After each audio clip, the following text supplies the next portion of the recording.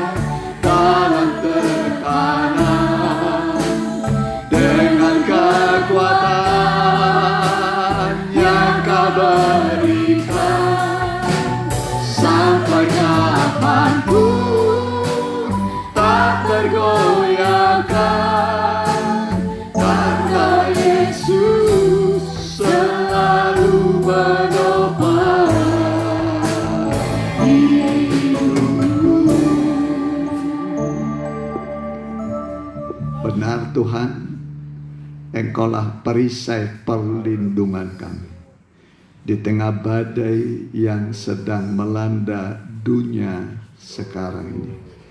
Engkaulah perlindungan kami di depan kami, berjalan di depan kami, menuntun kami dengan hati-hati, melewati tiap jurang, tiap jalan yang terjal di depan kami. Dan kami melihat kami pada zaman akhir berada pada banyak persimpangan jalan yang harus kami pilih. Tapi Tuhan akan menunjukkan kepada kami jalan mana yang harus kami tempuh. Dan Engkau memegang tangan kami sampai kami masuk kota Yerusalem baru, kota tanpa malam, penuh kemuliaan Allah. Berkati dan urapilah ibadah ini, hamba-hambamu, para imam pelayanmu, Tuhan urapi berkati, jemaatmu yang hadir juga urapi berkati, yang masih bergegas tibakan dengan selamat, tidak ada yang kurang. Kami tolak anasir kuasa kegelapan dalam satu nama, di dalam nama Tuhan Yesus. Biarlah roh Allah menghancurkan segala pekerjaan setan iblis. Roh Allah melingkupi kami. Dalam nama Tuhan Yesus kami telah berdoa. Haleluya. Amin. Silakan Kita nyanyikan kota tanpa malam. Ada satu kota tanpa malam. Di dunia ini semua kota ada malamnya, ya.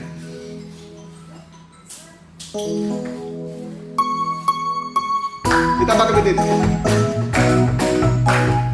Nyanyikan dengan sukacita. Satu kota tanpa malam. Amin.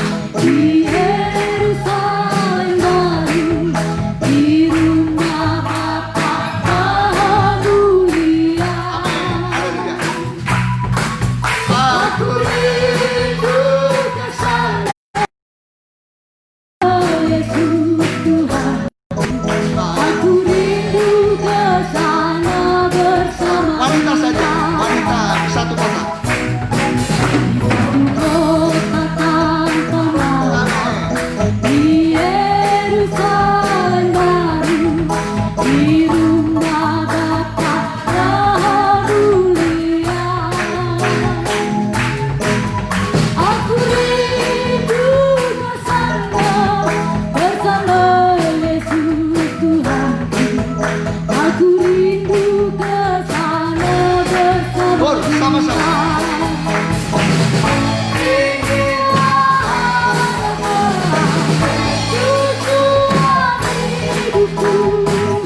Dalam hidupku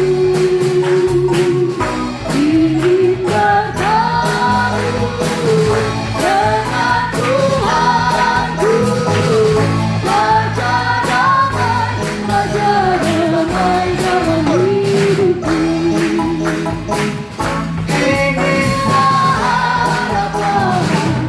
Tujuan hidupku, dalam hidupku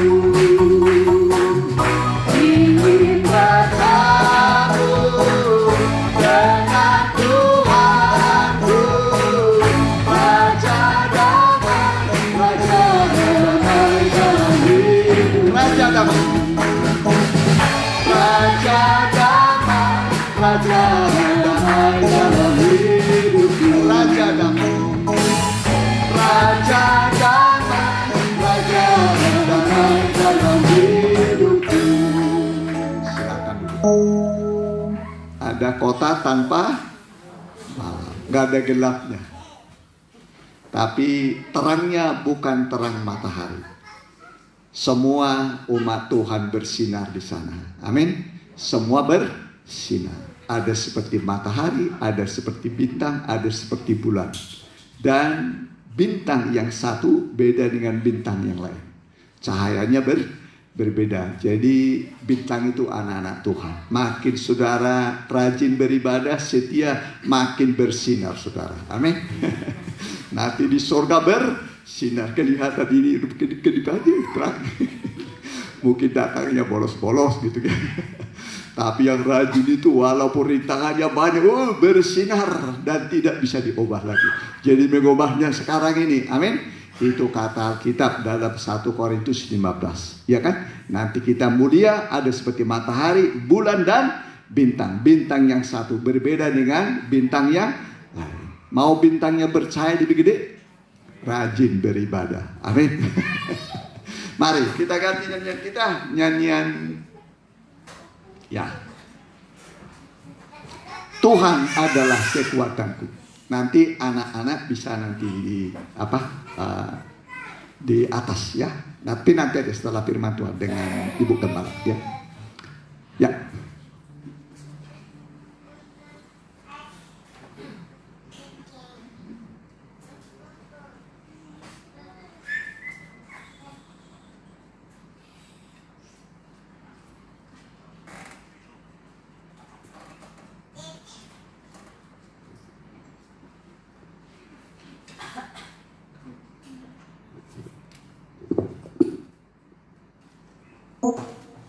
Ya, Tuhan adalah kekuatanku.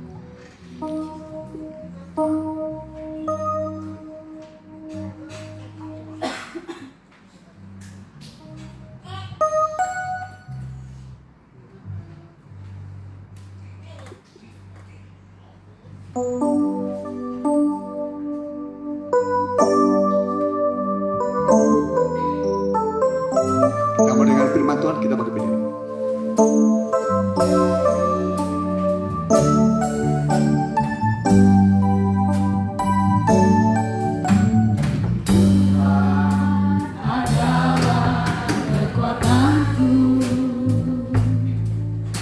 Bersama Dia ku tak akan goyah.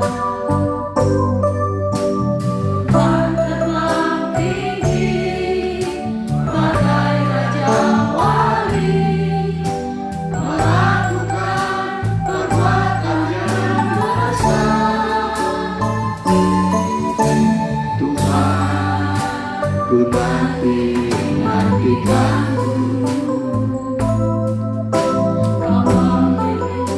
kekuatan yang baru, berlari tak lesu, berjalan tak lelah. Roh Kudus, kekuatan sayapku, bukan terbang tinggi bagai Raja Wali dan melayang tinggi dalam kemuliaannya. Biar bumi bergoncang dan badai menerpa, ku kan terbang tinggi bersama Dia. Bukan terbang bagai Raja Wali, dan melayang tinggi dalam kemuliaannya. Biar bumi bergoncang dan badai menerpa, ku kan terbang tinggi bersama Dia. Mari saya serahkan kepada Tuhan. Tuhan terbang tinggi bagai Raja Wali. Dari tempat ini, Engkau yang berhadirat tempat ini, urapi semua Tuhan kami di tempat ini, urapi hamba-Mu yang akan menyampaikan firman-Mu. Di dalam nama Tuhan Yesus kami sudah berdoa. Haleluya, amin. Ya, dan salam sejahtera bagi kita yang dikasih oleh Tuhan.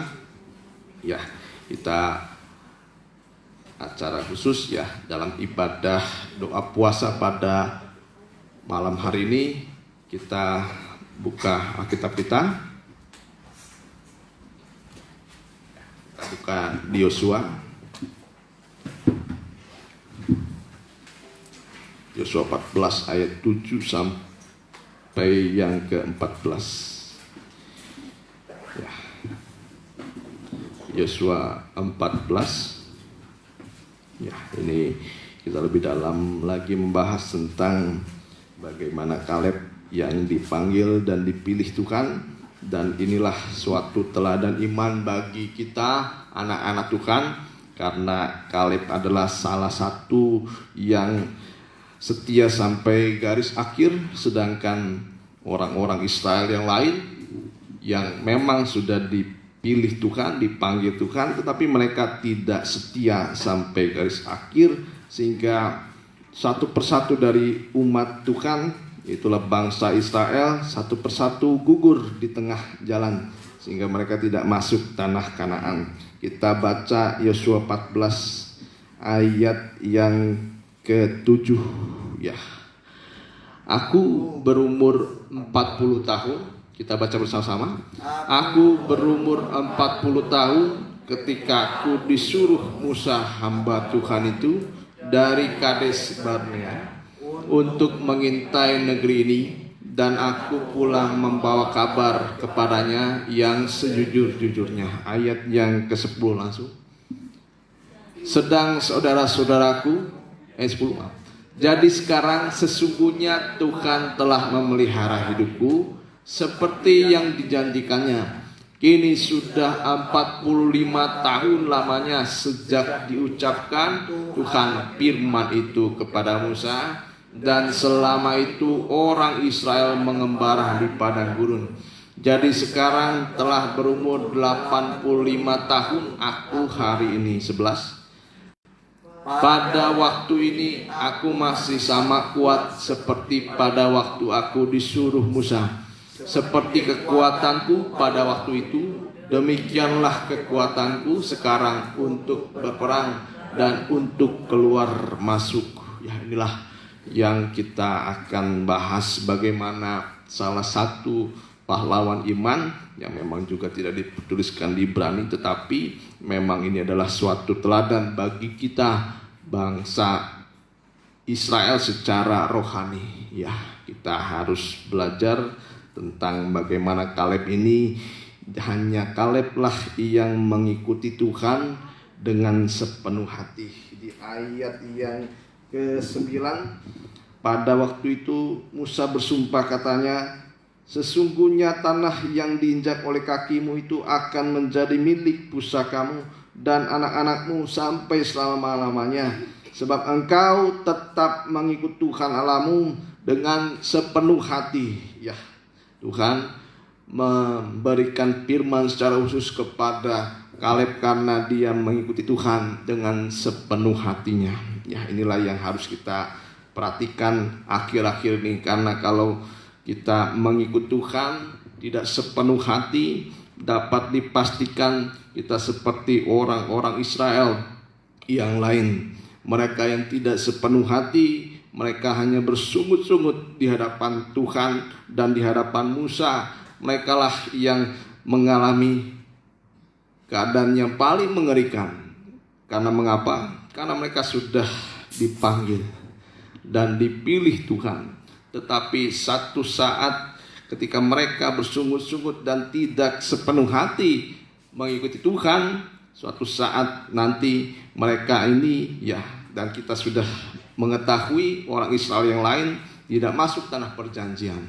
Dan ini menjadi peringatan bagi kita, dan saya merenungkan hari demi hari, dan selalu dalam firman Tuhan saya bahas di Yudas yang ayat yang ke-5 dikatakan memang setiap orang, kita tahu bahwa Israel telah dipanggil dan dipilih Tuhan, tetapi Tuhan membinasakan orang-orang yang tidak percaya. Harus kita ketahui. Kita lihat dulu kembali ayat yang ke-5 dari Yudas. Tetapi Yudas ayat yang ke-5, Yudas 1. Ya. Tetapi sekalipun kamu telah mengetahui semuanya itu dan tidak meragukannya lagi, aku ingin mengingatkan kamu bahwa memang Tuhan menyelamatkan umatnya dari tanah Mesir, namun sekali lagi membinasakan mereka yang tidak percaya. Ya, ini sudah 1 tahun saya membahas. Nah, kita juga kalau yang tekun di sini, ini sudah tidak asing lagi bagi kita, dan ini suatu peringatan bagi setiap orang percaya. Ya, karena tidak bisa kita mengandalkan kekuatan kita, tetapi yang kita andalkan adalah Roh Kudus yang memberikan kepada kita iman. Ya, karena kalau tanpa Roh Kudus kita tidak bisa memiliki iman. Karena kita harus tahu, ya, di tabernakel di sini sudah ada urapan dari minyak. Nah, artinya bagaimana setiap orang kalau dia tidak percaya, dia tidak akan selamat. Tetapi orang yang percaya, dia yakin, dia mengetahui, dan dia percaya akan keselamatan yang diberikan oleh Tuhan, itu di dalamnya sudah ada urapan dari Roh Kudus. Jadi percaya itu bukan karena kekuatan sendiri. Ya, kalau kita bisa percaya itu bukan karena kekuatan sendiri, tetapi karena ada Roh Kudus yang memberikan kepada kita pengertian. Nah, oleh sebab itu kita harus mengerti sekarang, karena kita sudah mengenal Tuhan. Selanjutnya kita harus memiliki tingkat kedewasaan rohani lebih dalam lagi. Dan kita tidak boleh mengikut Tuhan hanya ikut-ikutan atau ikut Tuhan dengan setengah hati. Nah, jadi kekuatan Kaleb kita lihat di Yosua 14 ini, ketika dia 40 tahun disuruh Musa mengintai tanah Kanaan, kekuatannya tidak berkurang selama 45 tahun.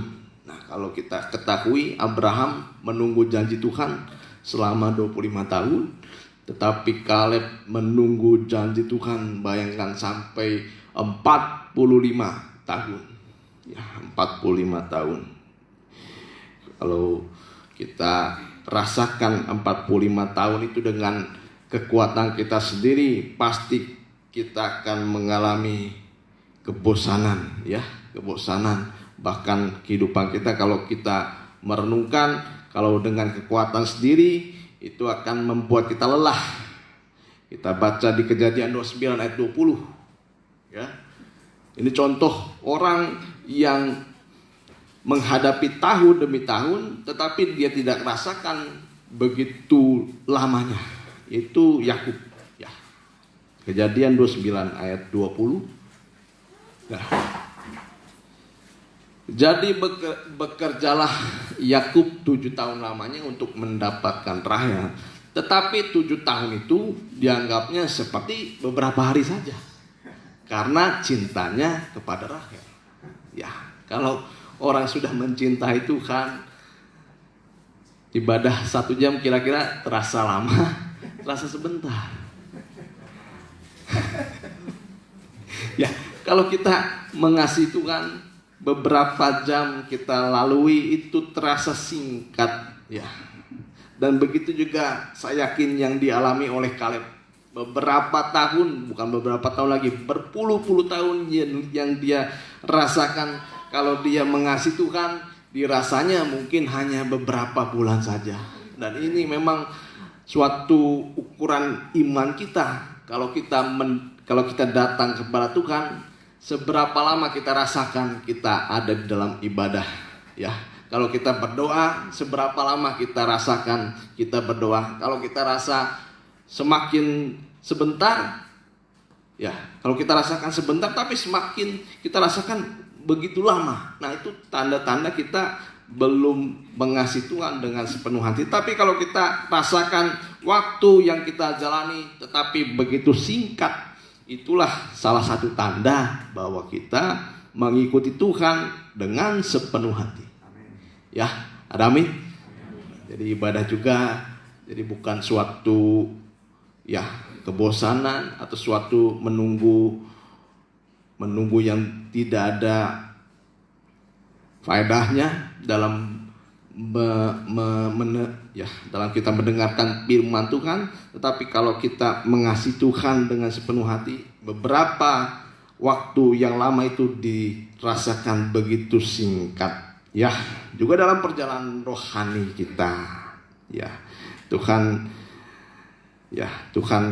diperhadapkan dengan bangsa Israel yang tingkat kerohaniannya tidak stabil. Kita lihat dalam perjalanan rohani Israel, Tuhan diperhadapkan dengan orang-orang yang memiliki rohani naik turun. Ya, bahkan Israel sempat berkata, apakah ada Tuhan di tengah-tengah kita? Ya, apakah ada Tuhan di tengah-tengah kita? Mereka, ya, dan bisa terjadi pada zaman-zaman akhir, banyak orang akan berkata, apakah ada Tuhan di perjalanan kehidupan kita? Apakah ada Tuhan bersama kita? Nah, itu suatu kekecewaan yang nanti bisa dirasakan oleh orang-orang yang tidak sungguh-sungguh mengikut Tuhan. Ya, ini supaya kita perhatikan langkah-langkah rohani kita. Ya, tujuan kita sudah jelas, tetapi langkah-langkah kerohanian kita juga harus kita perhatikan. Ya. Jadi hati-hati dalam ikut Tuhan. Jangan seperti orang Israel yang tidak sungguh-sungguh, tidak sepenuh hati. Tapi kita harus lihat seperti Kaleb. Bagaimana Kaleb adalah teladan dari kita semua. Ya, kita lihat mengapa banyak orang yang kecewa dalam mengikut Tuhan. Ya. Mengapa banyak orang kecewa dalam mengikut Tuhan? Yaitu karena kehendaknya berbeda dengan kehendak Tuhan.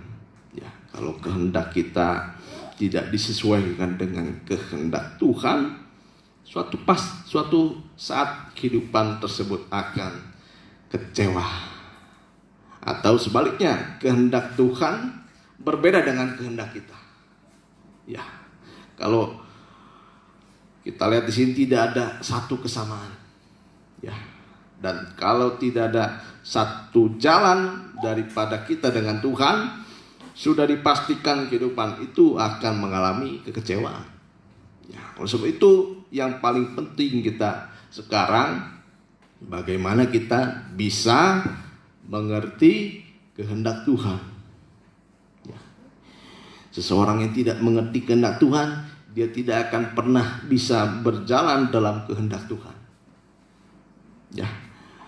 Dan kehidupan semacam itu, kalau di luar kehendak Tuhan, menjadi orang-orang yang gagal dalam mengikut Tuhan, terutama kita dalam melayani Tuhan. Ya, dalam melayani Tuhan. Kalau dalam melayani Tuhan kita tidak bisa mengikuti kehendak Tuhan, hanya mengikuti kehendak diri sendiri, dan tidak pernah mengerti akan kehendak Tuhan, ya, kehidupan tersebut juga bisa mengalami kegagalan dalam hal-hal yang rohani. Ya. Jadi kalau sudah kecewa, ujungnya akhirnya menolak. Nah, itu. Kalau sudah didahului dengan kecewa, pada akhirnya menolak. Dan itulah yang dialami Tuhan. Tuhan ditolak oleh bangsa Israel. Ya, Tuhan ditolak oleh bangsa Israel. Jadi tidak ada istilah bahwa Tuhan menolak kita. Ya. Yang adanya adalah kita menolak Tuhan. Ya, Tuhan tidak menolak sekalipun sejahat-jahatnya manusia sekalipun, ya Tuhan tidak menolak. Tetapi alangkah menderitanya kalau manusia yang menolak Tuhan. Ya. Nah, kita lihat Kaleb ini berjalan sesuai dengan kehendak Tuhan. Kita pernah bahas beberapa minggu lalu bagaimana Israel berbuat salah, tetapi Kaleb harus mengalami dampak dari kesalahan orang-orang Israel. Ya. Tuhan bawa Kaleb melalui kehendak Tuhan. Kalau boleh memilih, ya udahlah Kaleb aja sendiri. Kaleb menunggu di Kades Barnea, Israel dibiarkan Kaleb berjalan sendiri atau berjalan masing-masing. Tetapi Kaleb pada akhirnya juga harus mengalami dampak dari kesalahan orang Israel sampai harus menunggu janji Tuhan 45 tahun. Dan ini akibat dari kesalahan Israel. Sebenarnya yang tidak perlu ditanggung oleh Kaleb. Ya, yang sebenarnya tidak perlu ditanggung oleh Kaleb, tetapi Kaleb mengalaminya. Ya, ini salah satu bentuk dari salah satu bentuk bagaimana Tuhan menguji Kaleb. Ya, menguji Kaleb yaitu bagaimana dia bersama-sama dengan angkatan-angkatan yang tidak sungguh-sungguh. Kaleb harus mengalami dampak dari kesalahan orang Israel. Ya. Kita baca dari Wahyu 3 ayat 8 sampai yang ke-10. Nah, Wahyu 3 ayat 8 sampai yang ke-10. Ya.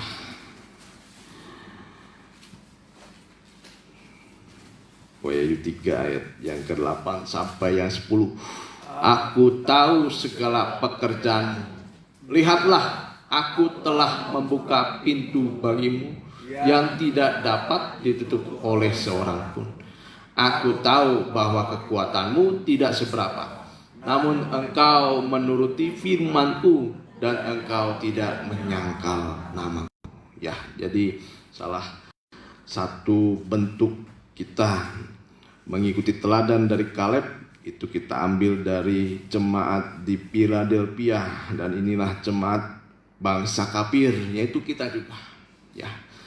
Nah, jadi bagaimana supaya kita kuat dalam mengikut Tuhan? Ya, karena satu saat nanti kita akan banyak melihat dan kita pun mengalami banyak kegoncangan iman yang bisa kita rasakan.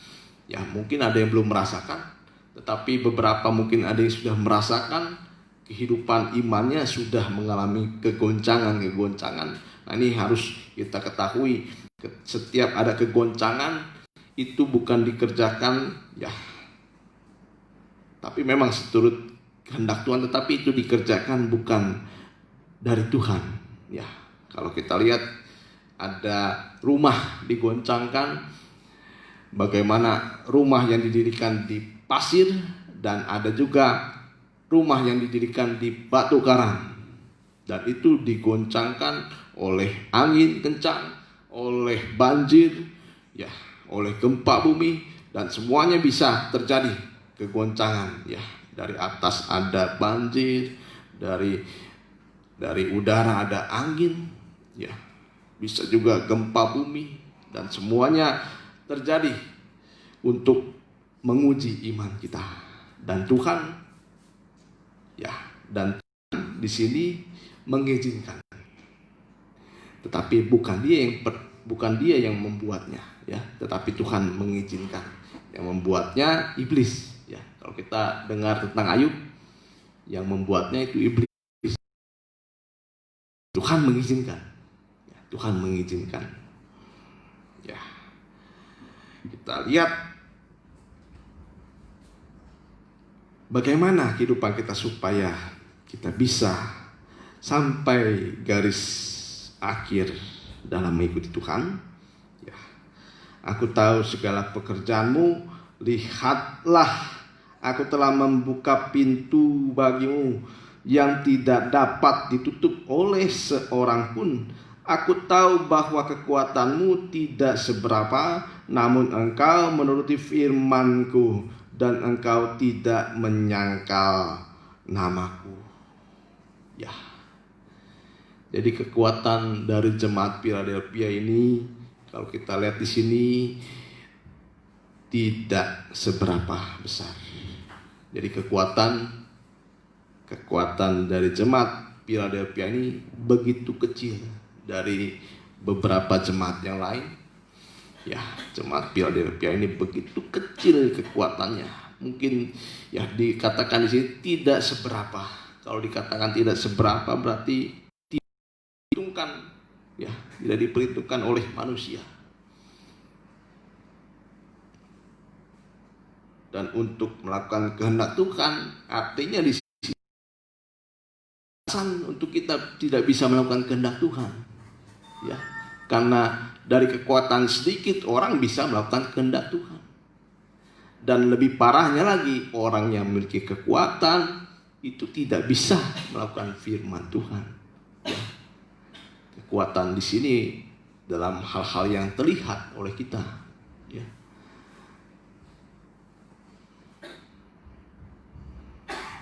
Jadi untuk kita melakukan kehendak Tuhan tidak diperlukan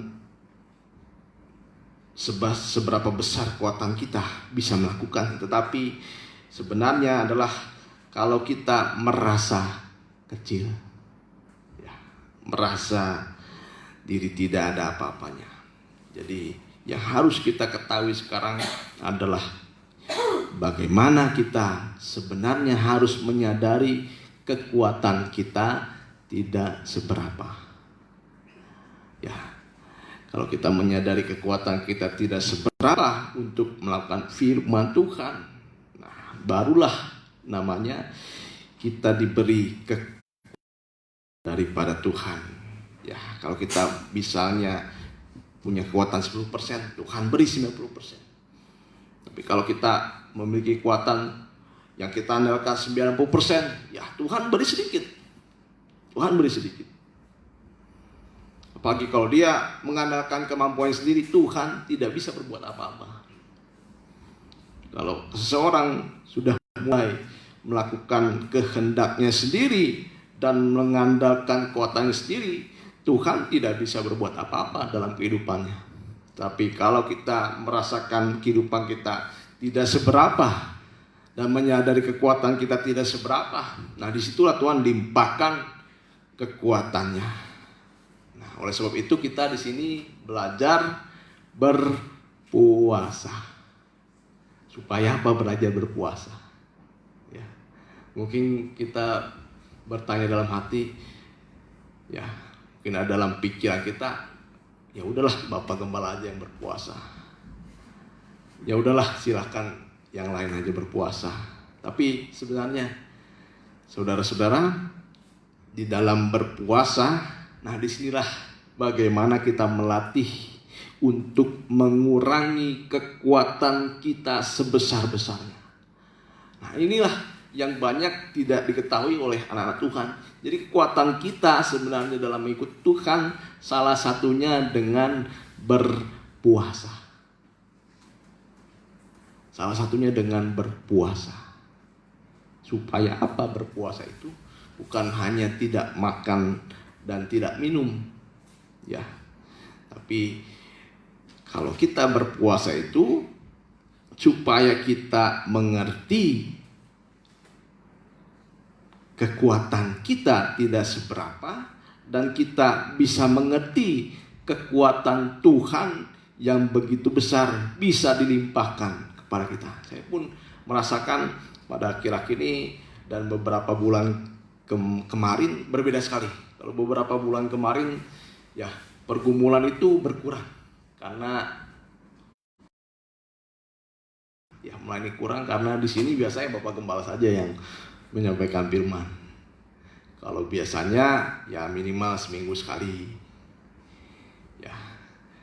Dan begitu juga kalau kita tidak melayani ternyata itu mengurangi kekuatan kita. Apalagi sengaja-sengaja tidak melayani. Yang tidak melayani juga ya mengurangi kekuatan kita secara rohani. Bisa dirasakan bagi orang yang sering melayani. Tapi melayani dengan sungguh-sungguh ya. Kalau dengan kebiasaan dia tidak merasakan ya apa-apa dalam pelayanannya.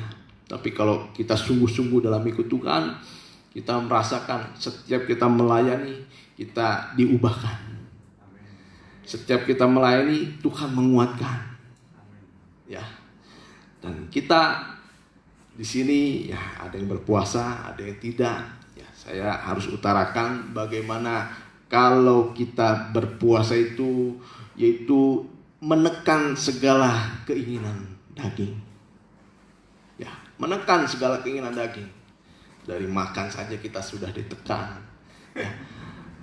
Dari berbuat dosa kita akan ditekan, ya langsung Roh Kudus itu akan mengingatkan kita, ya minimal lah, ya kamu lagi puasa, jangan melakukan itu, ya minimal tuh, ya minimal.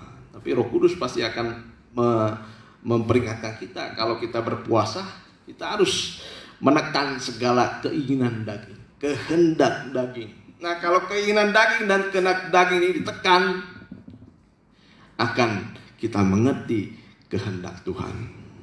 Ya. Jadi tujuan dari berpuasa ini yang paling utama adalah kita lebih mengerti kehendak Tuhan dalam diri kita. Terutama dalam pelayanan. Ya, kita para pelayan coba kita sambil berpuasa. Setiap kita melayani ya kita ini ya kita di sini 2 minggu sekali. Ya cobalah kita berpuasa. Karena dalam kita berpuasa segala kekuatan daging kita itu ditekan begitu dalam. Nah, sehingga kita kalau susah bertobat juga kita coba dengan berpuasa. Ya. Mungkin orang susah bertobat dalam hal apa? Dalam hal ini hal itu. Cobalah berpuasa. Amin. Ya. Ada keinginan daging itu ditekan. Cobalah berpuasa. Ya. Nah, disitulah nanti kita akan mengerti banyak sekali kehendak Tuhan dalam kehidupan kita. Ya,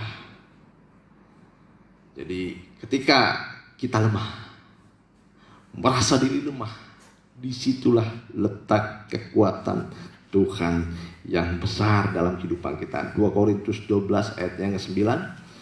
Ya, jadi jangan takut berpuasa. Jangan takut berpuasa. Disitulah Tuhan, ya. Tapi berpuasa juga jangan cuma tidak makan, tidak minum, artinya ya mengurangi lemak dalam perut. Itu tidak. Memang berguna buat tubuh, tapi buat Tuhan kurang faedahnya. Tapi kalau kita berpuasa sambil kita berdoa, nah disitulah letak kekuatan besar yang diberikan Tuhan. Sehingga tidak kita merasa lemah lagi, dikuatkan oleh Tuhan. Tetapi jawab Tuhan kepadaku, cukuplah kasih karuniaku bagimu. Nah inilah bukannya diperkatakan Paulus, tetapi inilah yang benar-benar dikatakan Tuhan kepada Paulus. Cukuplah kasih karuniaku bagimu, sebab justru dalam kelemahanlah kuasaku menjadi sempurna. Nah, sebab itu terlebih suka aku bermegah atas kelemahanku, supaya kuasa Kristus turun menaungi aku. Nah inilah kunci kehidupan kita supaya bisa kuat dalam ikut Tuhan. Kita harus merasa diri lemah. Dan kalau kita lemah, ya kita usahakan berpuasa. Berpuasa. Ya, kita baca lagi di Wahyu 3 ayat yang ke 10 sekarang. Nah, bagaimana supaya kita tetap kuat dalam ikut Tuhan? Kita harus merasa diri lemah. Dan juga setelah kita merasa diri lemah, usahakan kalau kita kuat berpuasa dan kita mau ada kerinduan untuk berpuasa, berpuasalah. Di situ ada letak kekuatan Tuhan yang begitu besar dalam kehidupan kita. Kita baca di ayat yang 10 dari Wahyu 3. Karena engkau menuruti firman-Ku untuk tekun menantikan aku, ya maka aku pun akan melindungi engkau dari hari pencobaan yang akan datang atas seluruh dunia untuk mencobai mereka yang diam di bumi. Dan terjadilah seluruh dunia akan dan pasti mengalami pencobaan. Dan pencobaan ini bukan pencobaan yang ringan. Pencobaan yang nanti dihadapi oleh dunia dan anak Tuhan, pencobaan yang begitu berat. Ya, kita baca suara Firdaus. Ya, suara Firdaus kita baca bagaimana iblis nanti akan menekan orang-orang suci. Orang-orang yang dipilih oleh Tuhan. Ya. Tapi kita lihat dulu sekarang bagaimana supaya kita kuat dalam mengikut Tuhan. Yang pertama, kita merasa diri lemah. Yang kedua, kita harus tekun dalam menantikan kedatangan Tuhan yang kedua kali. Mengapa banyak para pelayan banyak para pelayan anak-anak Tuhan lemah dan tidak sampai garis akhir karena dia tidak tekun dalam menantikan kedatangan Kristus yang kedua kali. Nah, ini harus kita perhatikan sekarang. Jadi yang kita sekarang pikirkan pada akhir-akhir ini jangan hanya permasalahan. Jangan hanya permasalahan saja. Jangan mungkin tidak ada uang dan lain-lain perkara-perkara dunia yang sebenarnya kita bisa bawa kepada Tuhan.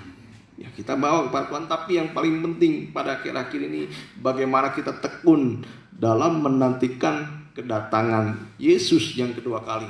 Dan pengajaran mempelai ini secara khusus membahas bagaimana kita benar-benar memandang Tuhan untuk menantikan Tuhan Yesus datang kedua kalinya.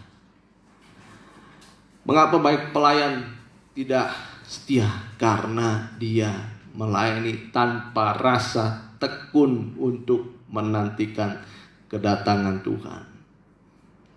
Mengapa kita banyak kelemahan? Karena kita sering lupa bagaimana kita sebenarnya dalam perjanjian baru, sebenarnya tujuan dari gereja Tuhan hujan akhir adalah menantikan kedatangan Tuhan Yesus yang kedua kali.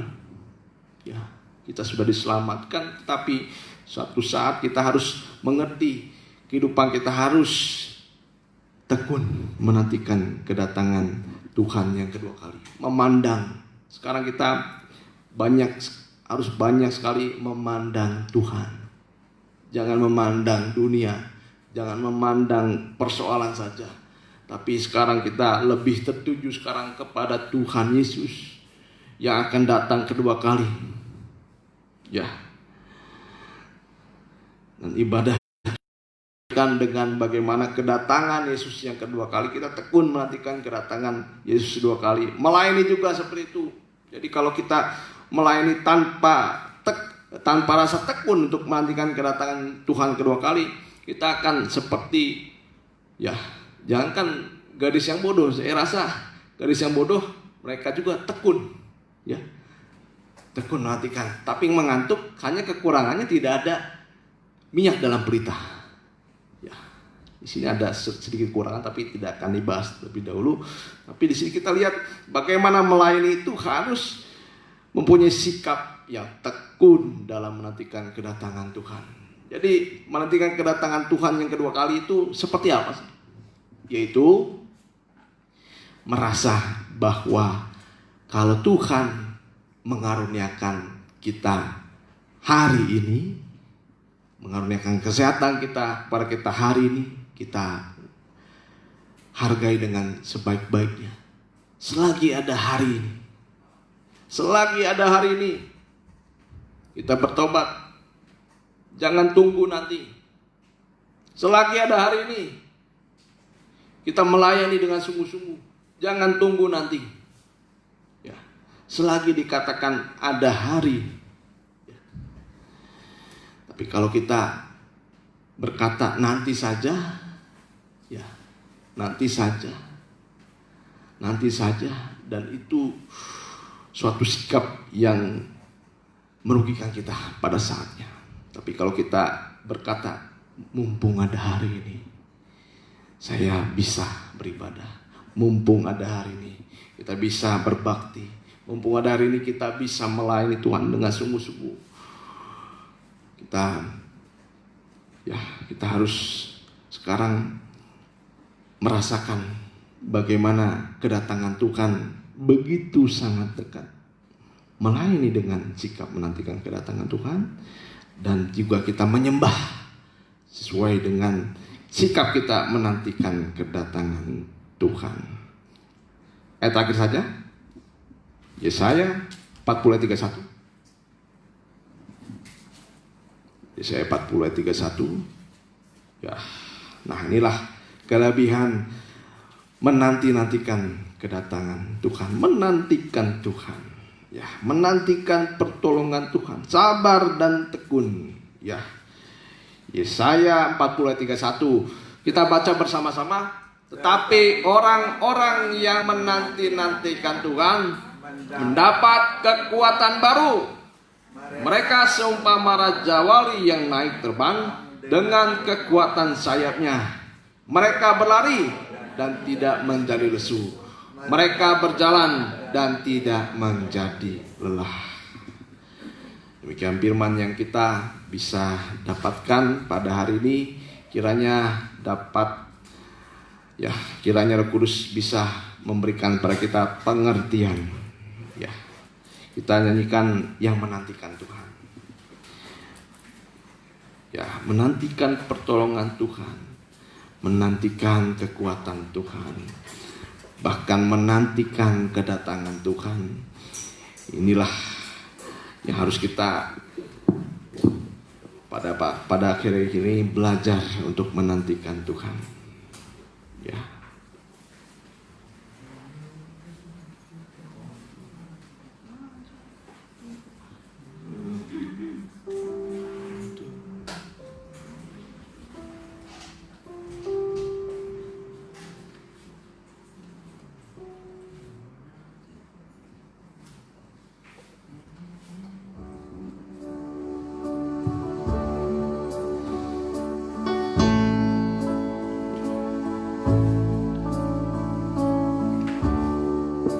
kita pandang Yesus yang menantikan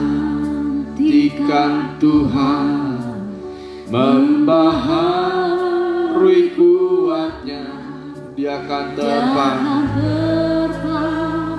bagai burung nasar. Dia lari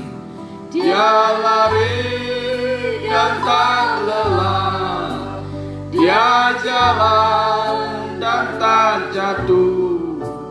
Oh Tuhan, ajarku menantimu.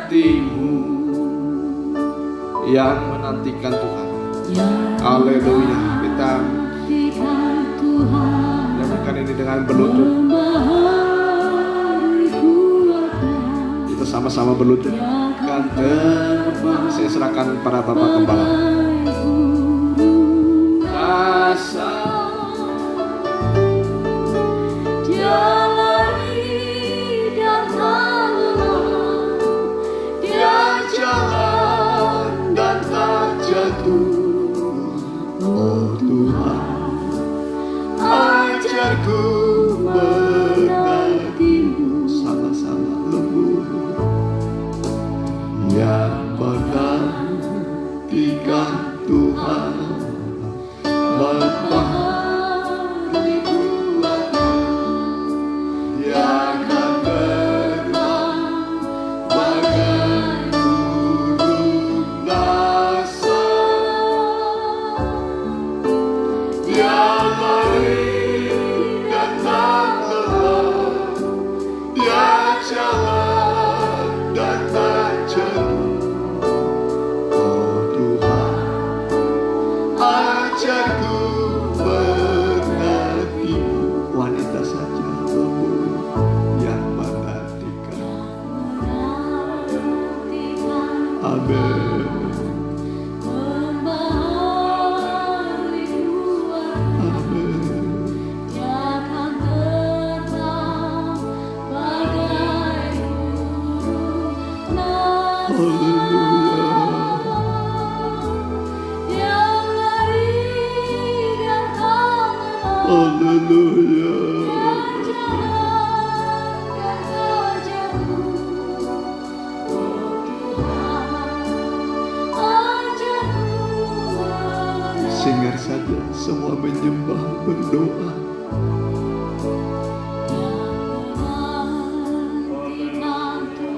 Dia ada di tengah-tengah kita. Membaharui kuatnya, Ketika engkau merasa kecil dan lemah tak berdaya, bagai burung disitulah Tuhan hadir, memberi engkau kekuatan baru, dia lari kekuatan baru. Hari ini rasakan kekuatan baru dalam menjalani hidup yang penuh pencobaan di dunia.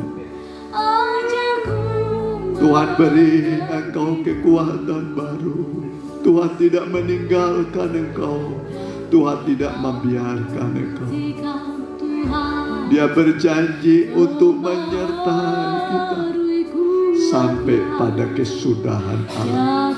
Sampai pada kesudahan alam.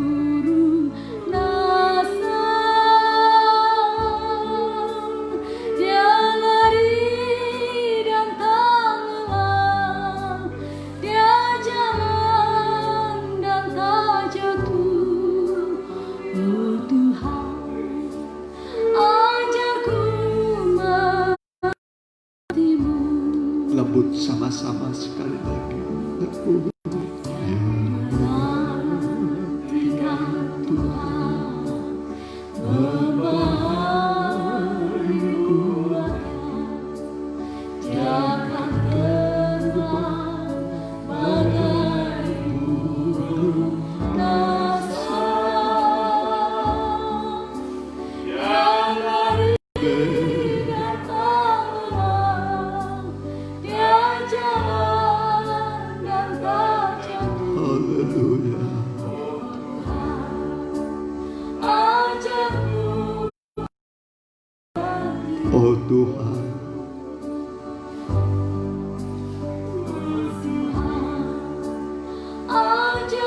Oh Tuhan,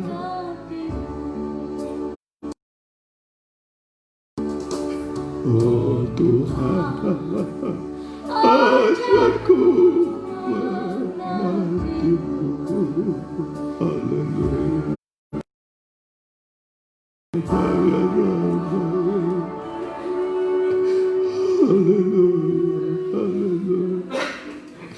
Haleluya Tuhan.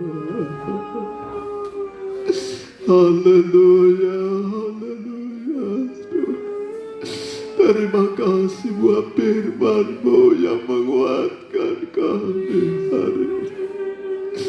Kami yang kecil dan lemah, hari ini Kau menguatkan kami Tuhan. Kami mendapat kekuatan baru. Kami mendapat kekuatan baru, sehingga kami bisa melanjutkan kehidupan kami dengan kekuatan baru, sehingga kami tidak jatuh dan tertinggal. Kami terus berjalan maju seperti Kaleb sampai ke negeri perjanjian. Negeri perjanjian, tanah Kanan surgawi, sampai kami berjumpa dengan Tuhan Yesus, mempelai pria sorga yang mengasihi kami. Kami menatap wajah-Mu yang penuh dengan kemuliaan.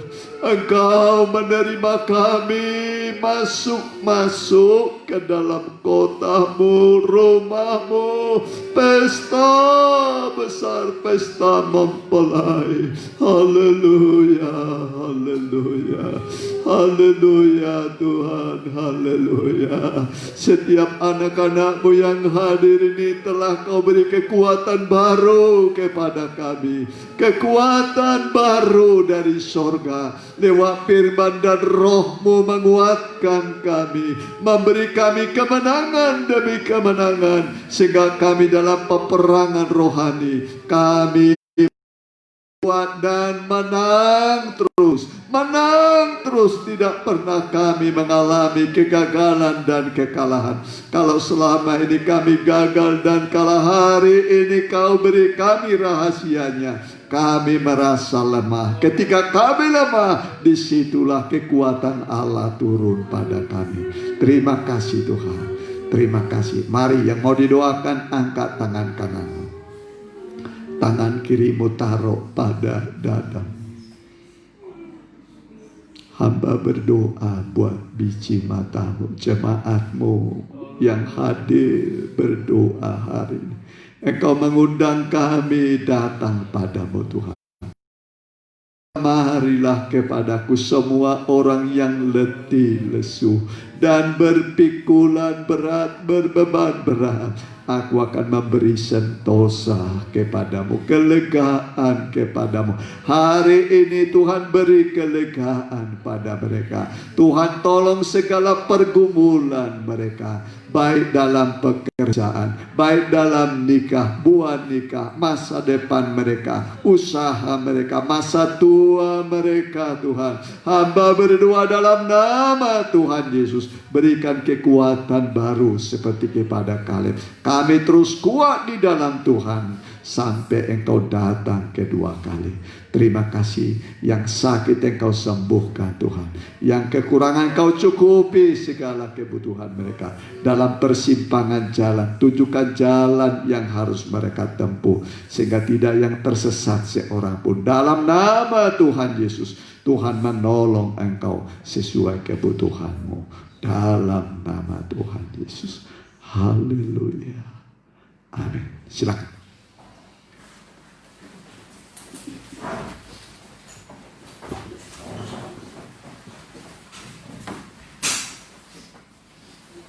Ya, kita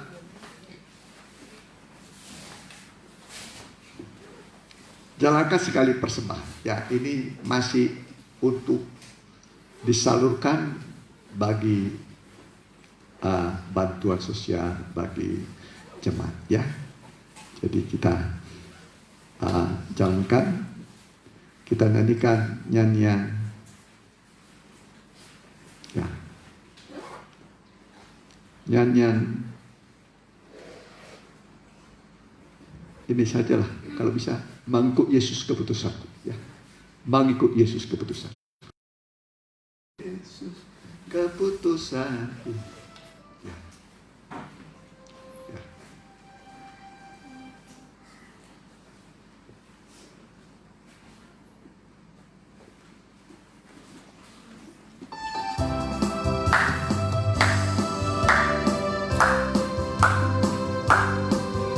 Mengikut Yesus keputusanku, Mengikut Yesus keputusanku, mengikut Yesus keputusanku, ku tarikan, tetap ku ikut walau sendiri, tetap ku ikut walau sendiri, tetap ku ikut walau sendiri, selamanya, selamanya. Salib di muka, dunia di belakang. Salib di muka, dunia di belakang. Salib di muka, dunia di belakang. Ku maju terus, ku maju terus. Mengikut Yesus keputusanku, mengikut Yesus keputusanku, mengikut Yesus keputusanku. Ku tarikan, ku tarikan. Tetap ku ikut walau sendiri, tetap ku ikut walau sendiri, tetap ku ikut walau sendiri, selamanya, selamanya, selamanya, selamanya, selamanya, selamanya. Ikut Tuhan Yesus selalu. Ingat, kedatangan Tuhan tidak lama lagi. Sebelum Tuhan datang didahului dengan apa? Demam. Nah, sudah datang demamnya? Tinggal menunggu Tuhan. Ya, jadi berjaga-jaga, rajin beribadah, bawalah keluarga, ya, supaya nanti semua selamat. Ya, bisa tadi mengerti firman Tuhan, ya? Siapa itu? Itu anak saya paling kecil. Jadi mungkin ada bilang, siapa itu? Itu anak saya paling kecil. Ya, ya, Tuhan panggil melayani, ya, ikut melayani bersama kita. Puji Tuhan, ya. Hari Rabu besok pendalaman Alkitab di Cimindi disertai perjamuan kudus, ya, sesuai dengan pola tabernakel. Ya. Kita sekarang ini masih berdoa, doa penyembahan. Nah, besok ini PA. Nah, 66 itu 6 roti 66 kitab, ya. Nah, itu di sini pelita mas, itu ibadah umum minggu, ya. Jadi kita lakukan, nanti baik suci diukur, kita sudah masuk hitungan Tuhan terangkat. Amin. Nah, kemudian hari Sabtu remaja muda online, sekolah minggu masih online hari Minggu, ibadah minggu kita kumpul kembali di sini jam 10:30. Di Cimindi jam 7:30, ya. Kemudian kita bawa dalam doa mereka yang kurang sehat, opu kembar sedang diopname dalam masa tua di rumah sakit Immanuel, dan kemudian anak dari Tante Irot, siapa namanya? Yuli apa? Ya, siapa? Lupa namanya, siapa? Ya? Yeti. Neti. Ya, Ibu Neti. Jadi Ibu Irot lagi ke Solo melihat kami kemarin ke rumahnya, sudah dikira berangkatnya Selasa. Jadi saya ke rumahnya jam Senin, nah udah lebih dulu. Tapi kita sudah berdoa bersama, ya. Kemudian apa lagi? Ada lagi yang kurang sehat? Kalau tidak ada, kita dalam doa, kita berdiri.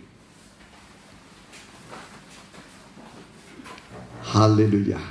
Kami berdoa Tuhan dengan iman untuk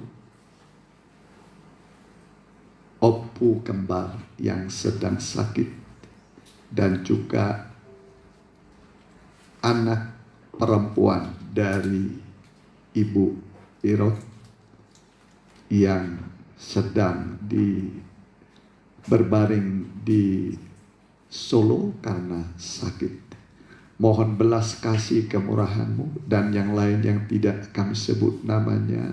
Tuhan tolong mereka. Biarlah Tuhan menjamah mereka dengan tangan-Mu yang penuh dengan kuasa. Kami berdoa segala sakit penyakit Tuhan kiranya mengambil, mencabut. Dan kami doakan dalam nama Tuhan Yesus, bilur-bilur Tuhan menyembuhkan. Kuasa darah Yesus mengampuni segala dosa, dan Roh Kudus memberi kekuatan baru. Kami menyatukan iman kami dalam nama Tuhan Yesus. Bagi Tuhan, bagi orang percaya tidak ada yang mustahil. Dalam nama Tuhan Yesus, berikan mujizat kesembuhan, berikan kekuatan baru dalam nama Tuhan Yesus. Begitu juga buat ibu-ibu hamil, baik yang baru dan juga yang sudah mendekati bulannya. Tuhan beri perkembangan pada bayi dan kekuatan pada ibu-ibu hamil, sehingga bayi dalam kandungan lahir dengan selamat. Dan bayi-bayi kecil yang belum bisa berbuat apa-apa, Tuhan lindungi mereka. Semua jemaat-Mu lindungi Tuhan, seperti biji mata-Mu dari COVID-19. Kami, keluarga kami yang kami bawa dalam Tuhan, dalam doa lindungi mereka, sehingga doa kami mereka merasakan ketika kami setia beribadah, datang beribadah, berdampak kepada anggota keluarga kami, kepada suami kami, kepada anak-anak kami. Terima kasih Tuhan, kepada istri kami. Terima kasih. Kami berdoa dalam nama Tuhan Yesus. Lindungi semua, juga bangsa negara kami. Bapak Presiden kami Joko Widodo dengan Profesor Dr. Mahrib Amin sebagai Wakil Presiden, semua lembaga tertinggi negara, MPR, DPR, begitu juga DPR tingkat 1, tingkat 2 di Jawa Barat, di KBB dan juga di Kota Madya Bandung. Berkati semua muspika, berkati Tuhan. Kepala desa, kepala lurah, Tuhan berkati. RW, RT di mana kami berbakti, Tuhan berkati. Terima kasih, anak-anakmu akan pulang. Dan biarlah damai sejahtera-Mu, perlindungan yang sempurna, kekuatan dari Roh Kudus menyertai kami. Dan sekarang saudaraku, terimalah berkat dari Allah Bapa, Anak dan Roh Kudus, dalam nama Tuhan Yesus Kristus. Haleluya. Amin.